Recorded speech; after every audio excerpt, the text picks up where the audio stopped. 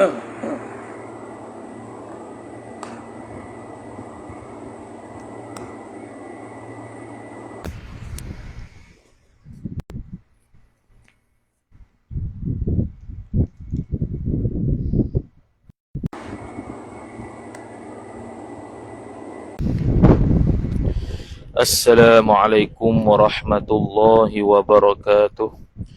A'udzu billahi minasy syaithanir rajim. Bismillahirrahmanirrahim. Alhamdulillahi rabbil alamin wassalatu wassalamu ala asyrafil anbiya'i wal mursalin sayyidina Muhammadin wa ala alihi wa sahbihi ajma'in.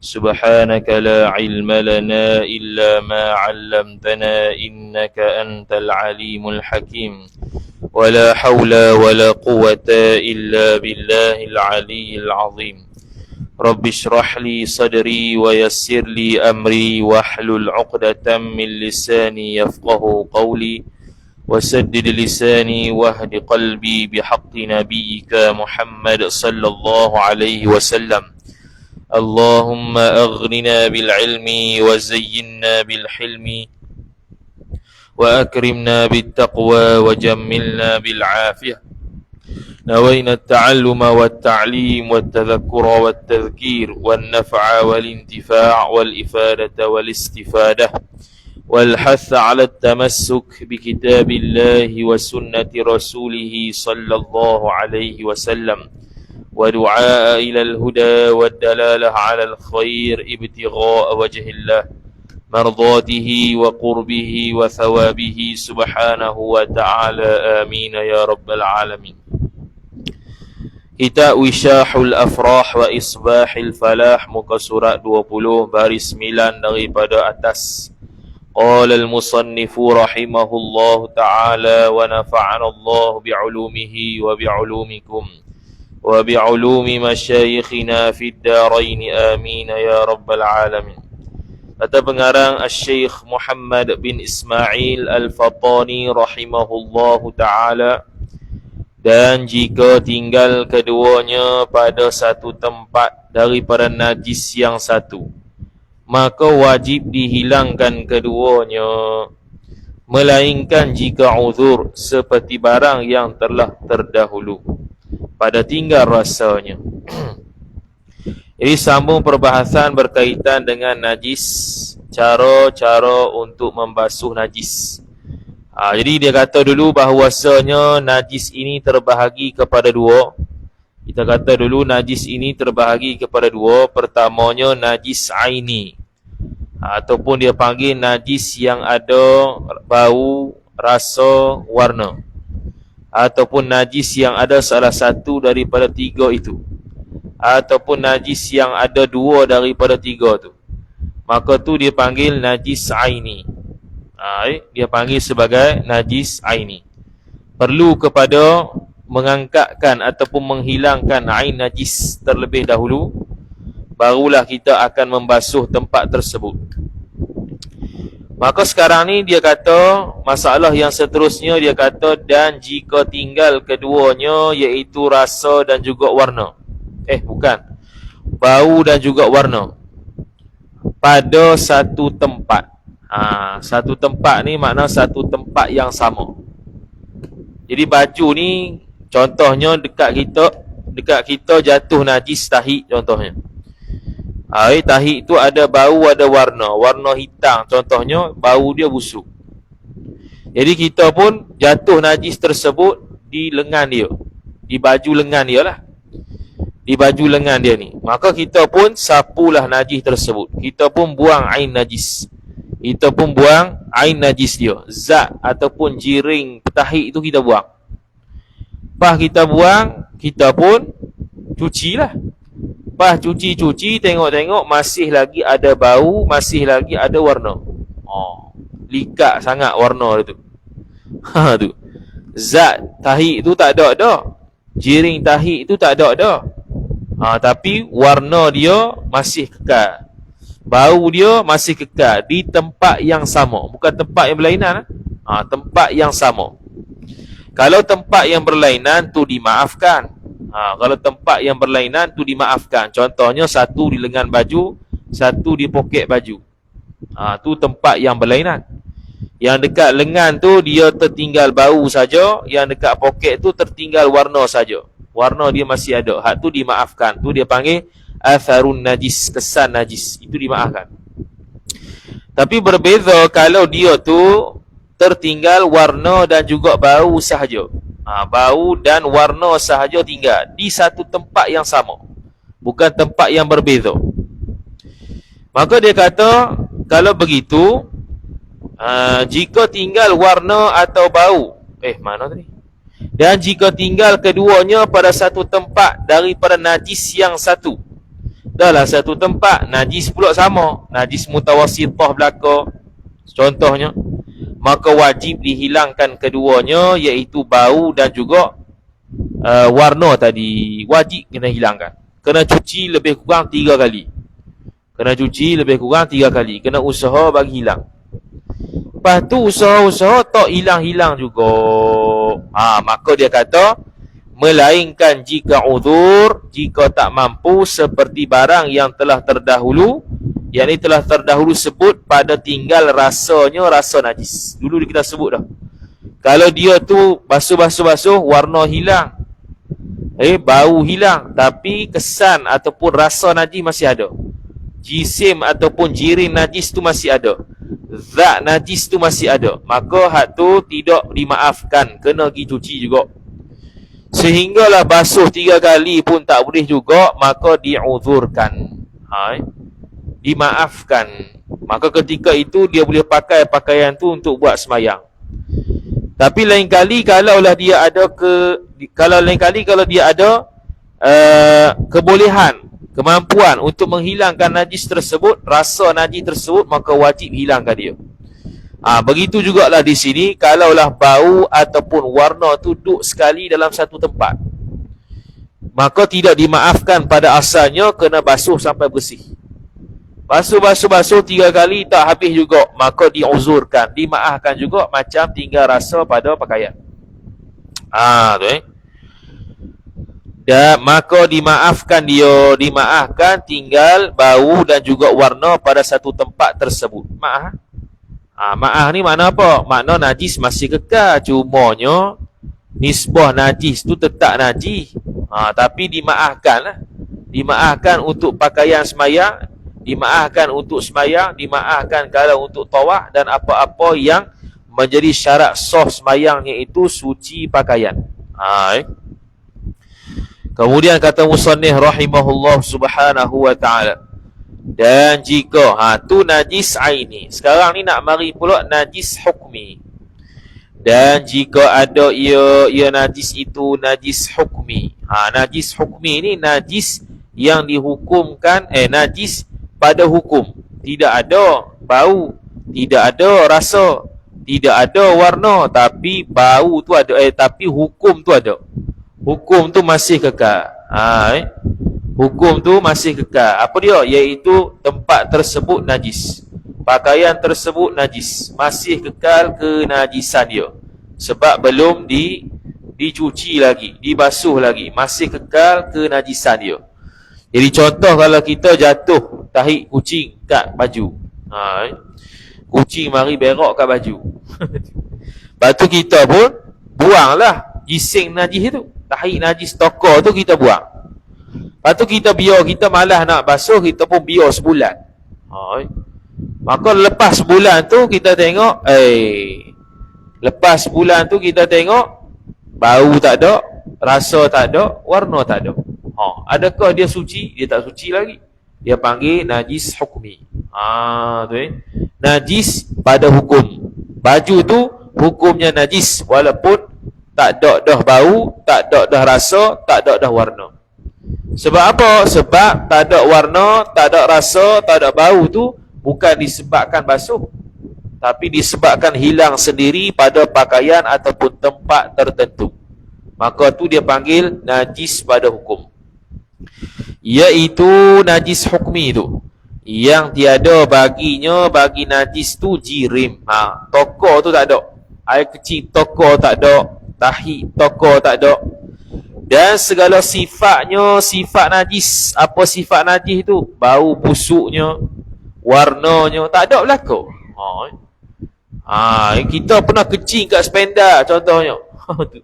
Malah nak basuh, batu dia pun biar kering. Dia kering kat matahari. Jadi kering lah. Najis kencing tu tak ada, bau pun tak ada, rasa tak ada, warna tak ada, apa pun tak ada.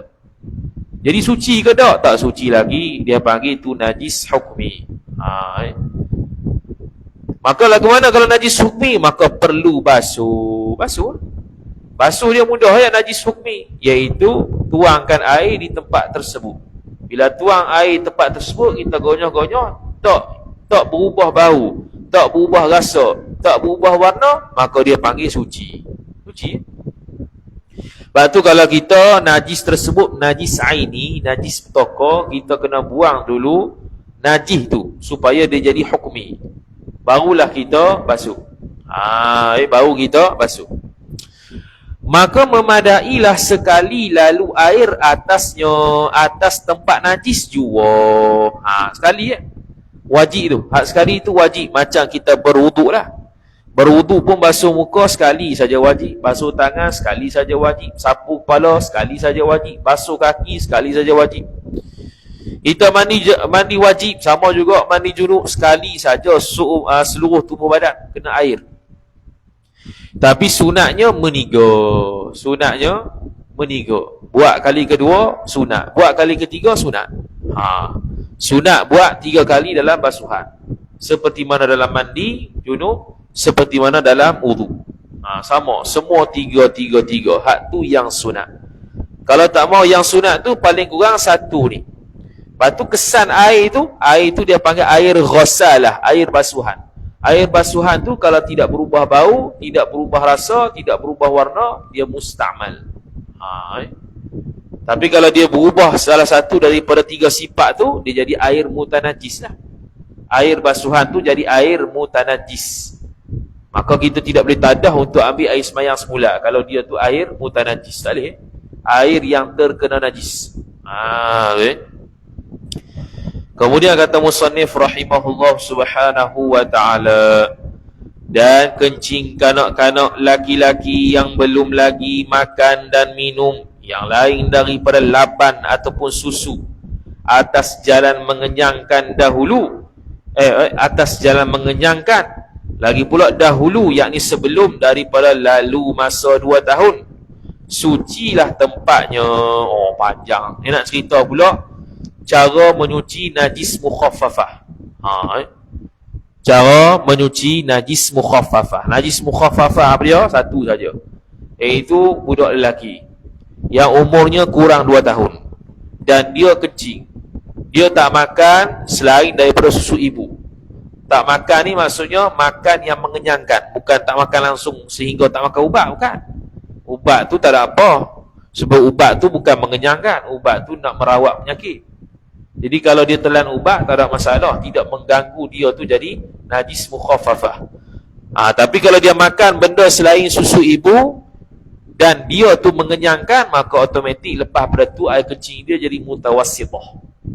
Maka dia sebut sini panjang sikit lah ni. Dia tarik panjang, tarik nafas nak baca pun. Dia kata dan kencing kanak-kanak. Kencing kalau berak tak jadi. Laki-laki, kalau perempuan tak jadi. Perempuan bawah 2 tahun ke atas 2 tahun, apatah lagi 60 tahun, kau tak boleh lah tu. Itu mutawassithah belaka. Yang belum lagi makan dan minum yang lain daripada laban ataupun susu atas jalan mengenyangkan.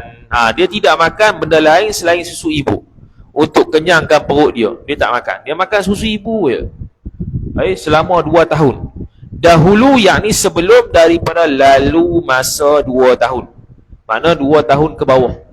Kalau lebih jadi mutawassithah lah. Tak akan jadi mughalladhah, tak akan jadi. Hak ni, najis ni, sucilah tempatnya, tempat yang terkena najis ni, dengan dipercikkan air atasnya, atas tempat najis tersebut. Okey, sebelum kita tuangkan air atau percikkan air, perlu terlebih dahulu buat langkah yang pertama, macam hari tu, macam semalam ataupun macam tadi, buang air najis dulu. Iaitu kita perah lah dulu tempat yang kena kecing tu, sebab dia masih basah, dia masih lembab. Kita pun perah. Lepas tu gunalah angin ke apa ke bagi kering. Bagi kering supaya dia jadi najis hukmi. Dia mudah. Kalau najis hukmi senang. Najis hukmi sekali lalu air lesar.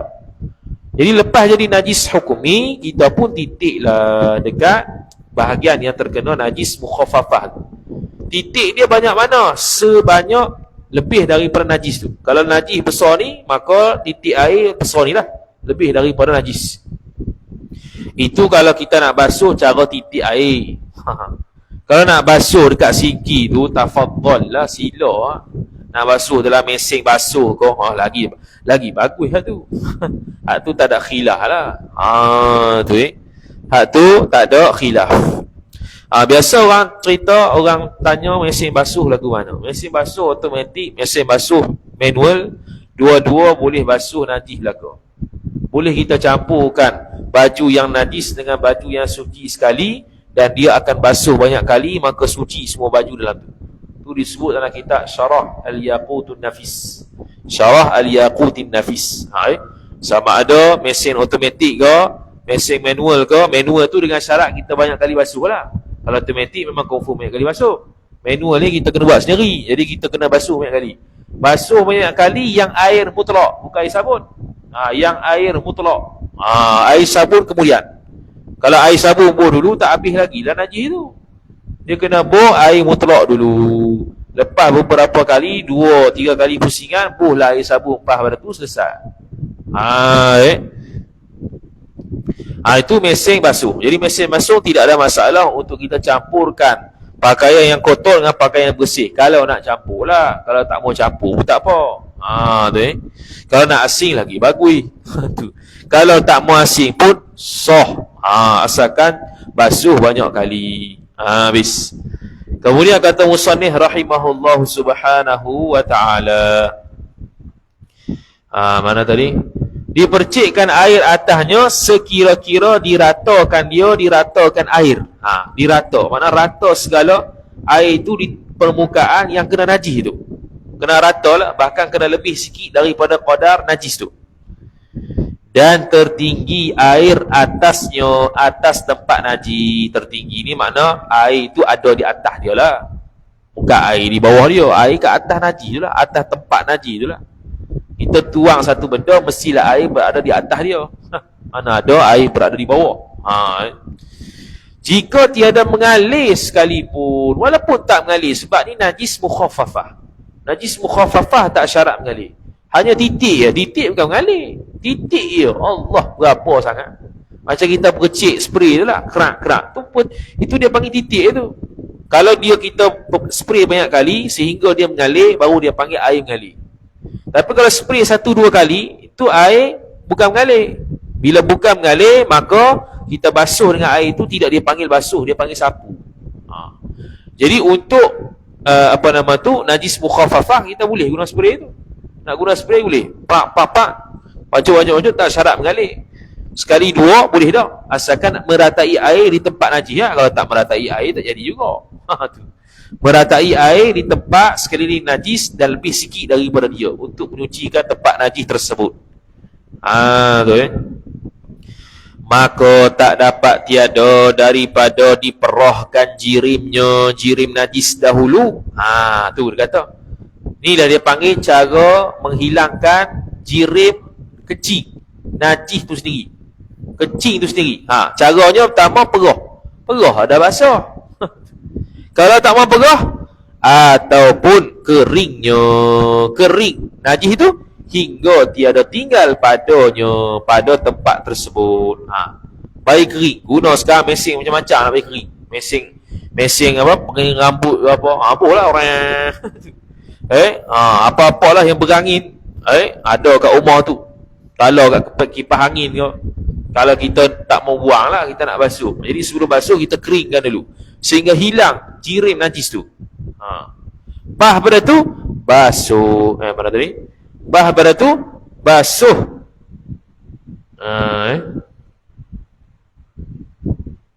Dia sambung ni. Dia sambung ni. Dia kata diperahkan jiring air kencing tu dahulu, yakni sebelum daripada kita titik air. Ataupun pilihan kedua, kering najis tu hingga tiada tinggal padanya pada tempat najis tu, basuh yang bercerai ia. Basuh ni. Basah ke basuh tu? Basuh ke basah tu? Tak Melayu. Basah. Kata dah, ni basuh. Tu pelik tu. Mana pula basuh ni? Basah tu betul. Tiada tinggal padanya pada tempat najis tu, basah. Bukan basuh. Basuh jadi jeng. Kau mana pula basuh tadi kata tak suruh basuh, ni basuh pula. Macam ni. Tu. Tiada tinggal. Mana ni nak panggil kering ni sehingga kan tak tinggal lagi basah yang bercerai ia air tu, ataupun yang bercerai ia basahan tadi. Mana basah tu mana kita keringkan tempat najis tu sehingga tidak ada lagi basah yang boleh kalau kita perah tu titik air. Tak ada dah. Kering 100%. Terletak depan kipas lah, talak 5. Orang kering ya. Pengering rambut ke. Maka barulah kita lepas pada tu titik air. Tu cara untuk najis mukhaffafah. Adapun kanak-kanak perempuan, kanak-kanak perempuan tak kisahlah bawah 2 tahun ke, atas 2 tahun ke. Dan khunsa, khunsa ni orang yang ada 2 kemaluan. Kemaluan laki dia ada, kemaluan perempuan dia ada. Dia bukan pondan lain. Pondan dalam bahasa Arab panggil mukhannas. Kalau khunsa ada 2 orang, alat ada 2 alat. Mukhannas ni nak kata perempuan, tak perempuan, laki tak laki, perangai dia pesing perempuan, pondan dia panggil. Tu bukan khunsa. Tu bukan khunsa. Khunsa ni memang pesing ada 2 alat kelamin. Kita boleh pegang kalau ada. Tu. Alat kelamin laki ada, alat kelamin perempuan ada. Jadi khunsa ni khunsa muskil. Dia panggil khunsa ni khunsa muskil. Khunsa ada 2. Khunsa muskil dengan khunsa wadih. Khunsa muskil maknanya dia ada 2 alat kemaluan dan tak dapat kenal pasti jantina dia laki ke perempuan. Sebab 2 alat fungsi belaka. Dia kencing kot alat kemaluan laki, dia keluar haid daripada farah perempuan. Jadi 2 fungsi. Jadi tak dapat pengesahan dia jantina apa. Hak ni tak boleh kahwin lepas mati. Tak boleh nikah sampai sudah. Sebab tak tahu kita nikah dengan siapa. Nikah dengan laki ke nikah dengan perempuan. Tu. Tapi aurat dia macam perempuan. Aurat dia macam perempuan. Dan perempuan tidak sah menjadi imam kepada khunsa. Khunsa tidak sah jadi makmum kepada imam perempuan. Tidak sah. Kerana boleh jadi khunsa tu lelaki ketika dia jadi makmum. Bila lelaki, maka imam perempuan tidak boleh menjadi imam kepada lelaki. Tu. Tapi khunsa boleh jadi imam kepada perempuan. Kerana walaupun dia ihtimal perempuan, boleh jadi imam. Kalau ihtimal lelaki pun boleh jadi imam. Khunsa boleh jadi imam kepada perempuan. Yang kedua, khunsa wadih. Khunsa wadih ni sama, dia ada 2 alat kemaluan. Cuma bezanya dia berfungsi satu alat. Bila berfungsi satu alat, maka kita dapat sahkan jantina dia. Barulah dia boleh nikah. Dia ni laki. Sebab apa? Sebab alat kemaluan lelaki lah yang lebih. Dia punya apa? Fungsi dia. Dia kecil ikut kemaluan lelaki, dia keluar air mani ikut kemaluan lelaki. Jadi kemaluan perempuan tu dia panggil darah tambahan, daging tambahan sajalah. Maka sah ketika itu dia adalah jantina lelaki. Jadi maka aurat dia macam lelaki. Kalau dia aktif bahagian perempuan, jantina dia perempuan, tu terbalik. Jadi kalau perempuan dan juga khunsa wajib basuh kencing. Sini basuh bukan basah. Sini bukan basah, ni basuh. Basuh tu. Basuh. Basuh. Wajib basuh kencing keduanya, kedua khunsa dan juga kanak-kanak perempuan. Wajib basuh ni makna apa? Dia masuk kategori najis mutawassithah. Najis pertengahan. Maka dia kena hilangkan ain najis dulu, kena hilangkan kencing dia macam biasa. Keringkan, kemudian kita tuangkan air meliputi air kencing yang kena kat tempat tu. Lepas tu kita gonyoh-gonyoh, hilang bau, hilang rasa, hilang warna, air itu musta'mal, suci tempat tu. Senang saja. Tu kalau sekali. Sunatnya buat 3 kali, ambil lagi air kali kedua, ambil lagi air kali ketiga. Tu kalau kena kat lantai biasalah. Kalau kat tandas tak ada dah buat gitu. Tandas corok gitu jelah. Buat gitu lah benda. Tu. Kalau tandas kita corok gitu jelah. Tu pakai selipar tu supaya kita punya kaki tak kena najis. Air tu bila campur dengan kecil tu jadi najis, maka kita pun guna selipar. Ataupun paling kurang tak guna selipar pun, lepas kecil, lepas sebelum keluar tu kita basuh kaki dulu. Sebab kita nak pijak tempat yang suci, supaya tidak menjadi najis apabila air yang kena air kecil tu kena kat kaki kita. Dan disyaratkan pada basuh yang mutanajis. Mutanajis ni apa dia? Benda yang terkena najis. Tu mutanajis.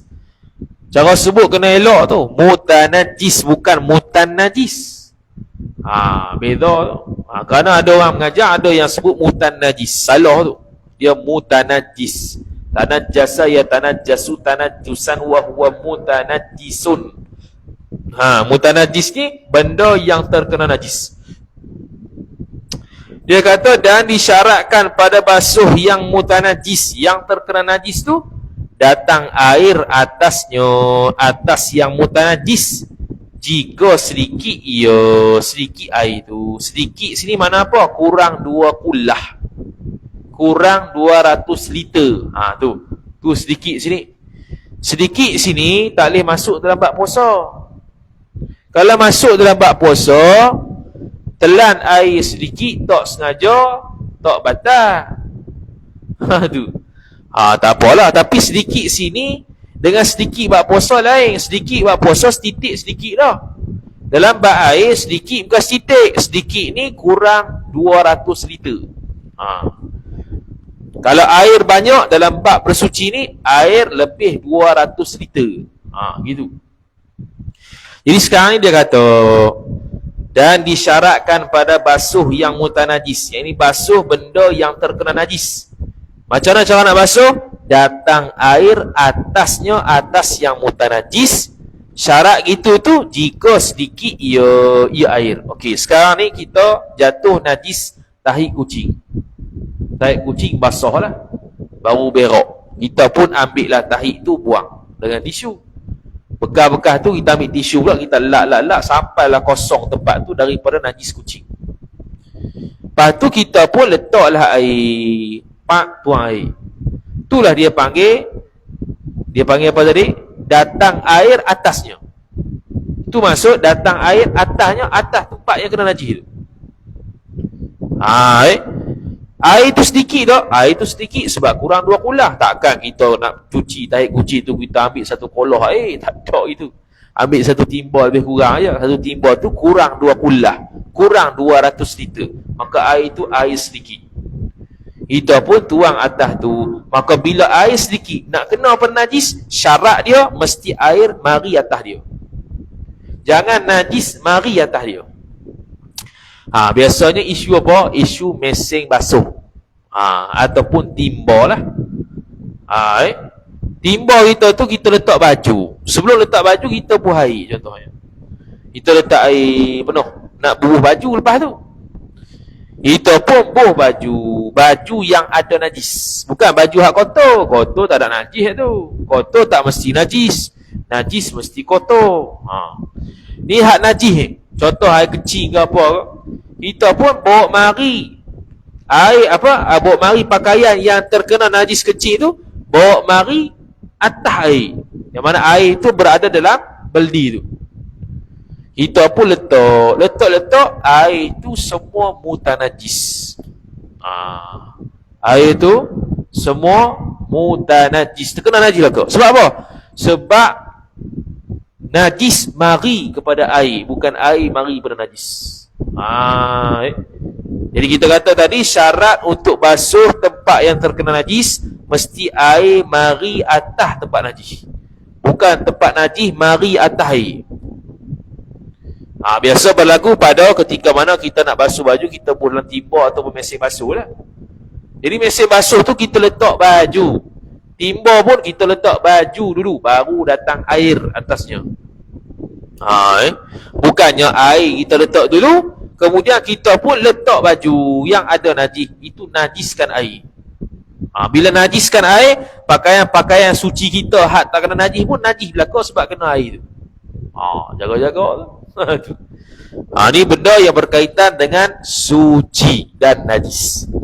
Tu dia kata syarat basuhnya benda yang terkena najis tu datang air atas dia. Kalau air tu sedikit. Dah kalau banyak, contoh air kolah. Air kolah tak ada masalah. Kita terkena najis kencing ataupun tahi babi ke. Tahi babi tak dia. Tahi babi 7 kali basuh. Tahi kucing. Kita pun selam dalam kolah, kocok. Lepas tu bersih baju tu. Air tu pun tak berubah bau, tak berubah rasa, tak berubah warna, tak najis. Sebab apa? Air tu banyak. Air tu lebih 200 liter. Beza kalau air kurang 200 liter. Macam air mesin basuh ke, air dalam beldi ke, kita letak baju, lepas letak air, najis. Itu dalam mazhab Syafi'i lah. Kalau kita letak baju yang kena kotor, baju yang kena najis tu ke dalam air yang lebih 2 kullah, hak tu tak najis. Kecuali kalau air yang lebih 200 liter tu berubah bau ataupun rasa ataupun warna ataupun mana-mana 3 sifat tu, barulah air tersebut najis. Barulah air tersebut najis. Dia dulu. Kemudian pakaian yang najis kemudian kita pun letak atas air. Air itu automatik najis sebab kurang daripada 200 liter. Air yang kurang 200 liter, air tersebut dhaif, air tersebut lemah daripada kekuatan air itu lemah. Apabila air tersebut lebih 200 liter seperti air kolah, kita buat masuk pakaian yang bernajis, cuci. Hilang pakaian kita daripada bau, rasa, warna. Air itu pun hilang, tak ada bau, tak ada rasa, tak ada warna. Tidak bertukar bau, rasa, warna pada air itu. Suci air tu, suci pakaian tu. Tu kalau air lebih 2 kullah, lebih daripada 200 liter. Kemudian kata musannif rahimahullahu ta'ala, dan tiada suci apabila diakasnya seorang akan perbuatan tersebut. Akas ni makna terbalik. Kalau terbalik tak suci. Apa dia tadi? Kita letak baju najis dulu ke atas air. Tu tak najis, tu tidak suci. Dia menajiskan air. Menajiskan air dan pakaian pun tak jadi suci. Kalau kita letak air selepas kita letak pakaian, maka itu boleh menyucikan. Kalau air mendatangi najis, boleh menyucikan. Najis mendatangi air, tak boleh menyucikan. Tu biasa pada bab mesin basuh timba. Tapi kalau dalam bab basuh atas lantai ni tak kira lah isu tu, sebab memang air atas kepala lantai. Memang air akan menjatuhi tempat kena najis. Tak ada dah isu kita ambil lantai tu kita buh dalam air, tak ada gitu. Tak ada lepas kena tai kucing ke kita pun korek lantai tu, kita pun buat masuk cuci dengan air, tak ada gitu.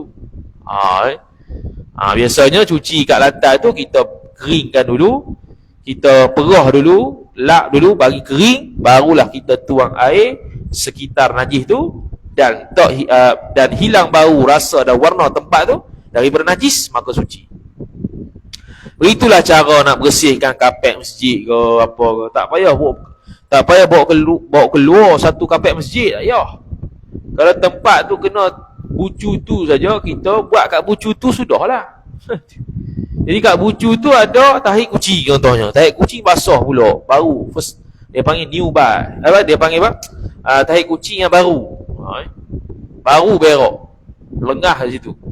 Maka kita pertama macam mana? Kita ambil tisu ke, ambil apa-apa lah, nak ambil tahi tu dulu. Nak ambil tahi tu dulu. Kita pun ambil tahi, buang. Ada lagi kesan-kesan dia, kita ambil tisu pula. Tisu hak peseng, tisu keras sikit lah, ya. Tisu gini, koyak. Tisu hak jenis yang orang panggil basuh tak koyak tu. Gitu. Kena ada sikit. Lepas tu kita pun lak tempat tersebut, buang tisu tu, ataupun kalau boleh basuh tisu tu. Lepas tu tempat tu kosong. Sampai kosong tempat tu. Kalau ada lagi masih ada basah-basah, kita keringkan.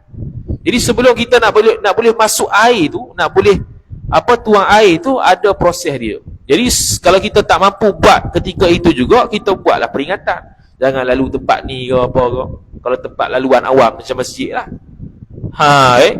Lepas kering, barulah kita tuang air. Lepas tuang air, ikut kita lah nak keringkan semula ke, nak biar lagu tu ke, ikutlah.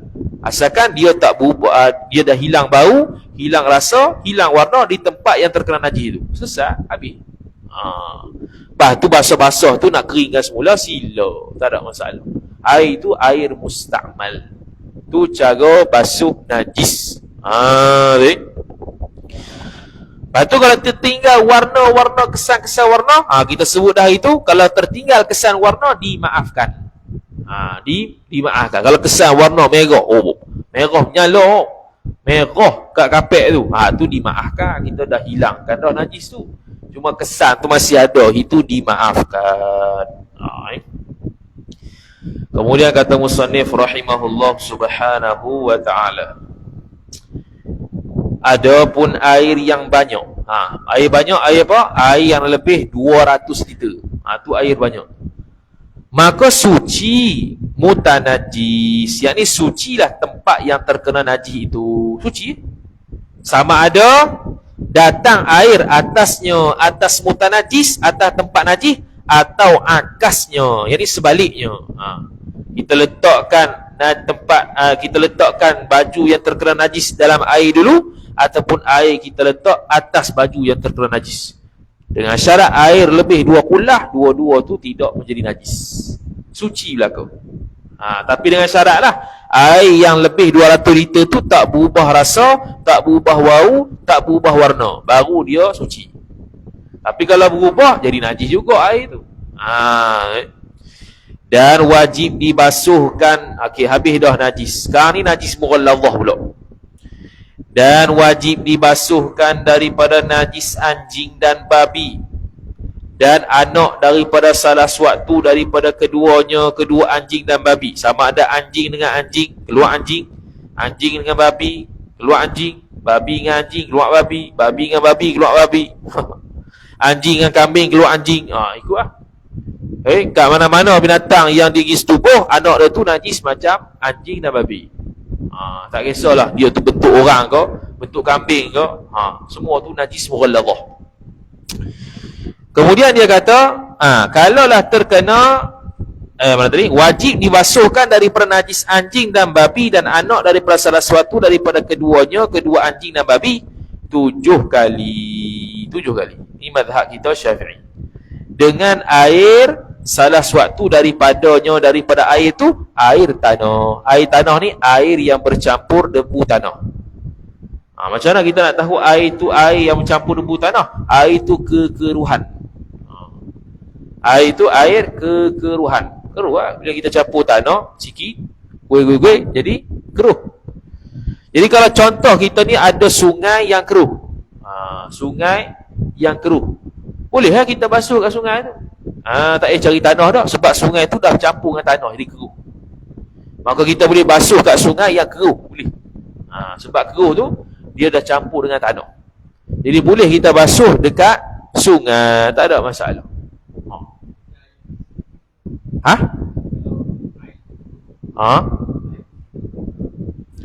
Air yang keruh yang kita kata campur tanah ni satu je, satu daripada 7 basuhan. Yang 6 kali tu basuh dengan air yang tak campur dengan tanah lah.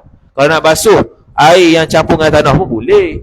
Cumanya syarak mensyaratkan salah satu daripada 7 kali tu hanya campur dengan tanah, tak perlu semua. Jadi kalau nak basuh kat sungai keruh tu, confirm semua 7 kali, sebab dia tu keruh dah. Boleh, tak ada masalah. Lebih macam mana? Lebih 7 kali. Dia gini.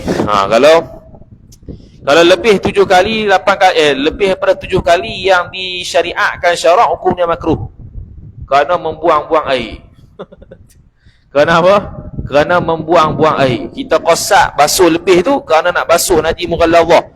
Tu makruh. Seperti mana kita ambil wudu, buat 4 kali, 5 kali makruh. Kadang dia membazirkan air, walaupun air itu air sungai. Syarak mengambil berat berkaitan dengan membazirkan air. Kemudian kata musannif rahimahullahu ta'ala, yang meratakan tempat kena najis, dia kena basuh dan meratakan tempat yang kena najis lah. Tadi dia tulis mutanajis, ni kena tempat kena najis, sama mutanajis tu tempat kena najis lah. Dan jika dibasuh pada air yang berlari lagi keruh. Sini. Dan jika dibasuh pada air yang berlari. Kok mana? Ada berjalan kau? Bukan. Air berlari ni air mengalir. Air berlari ni air mengalir. Tak tahulah, kalau sini faham kot air berlari tu air mengalir. Kalau tempat lain mungkin tak faham. Air berlari dah berjalan kau dah. Bukan. Bukan maksud berlari lawan berjalan ni. Berlari mana mengalir. Contoh sungai lah sini nak boh. Lagi keruh. Keruh tu sebab apa? Sebab campur dengan tanah. Memadailah lalu 7 kali perlarian air atas tempat kena najis, dengan tiada ditanahkan air tu. Dia punya bahasa ditanahkan air. Jadi dia kata memadai lalu 7 kali perlarian air. Pelarian air nak tambah pula. Pelarian air ni aliran air. Aliran air lah yang macam ombak tu. Jadi kalau kita letak baju letak baju dalam sungai tu, ngalir 1, 2, 3, 4, 5, 6, 7 besar. Tu kalau nak letak gitulah, besoknya kita gonyok. Kalau letak gitu, angkat, bersih dah, selesai. Ataupun kita nak buat, tarik, tolak, 1, 2, 3, 4, 5, 6, 7 selesai. Tu kalau basuh kat sungai. Itu ya. Ataupun nak masuk itu gonyok. Boleh juga, asalkan kita kira 7 kali kena air. 7 kali kena air. Bukan maksudnya kita pergi sungai tu ambil peluk timur rang gitu, bukan. Tak perlu itu.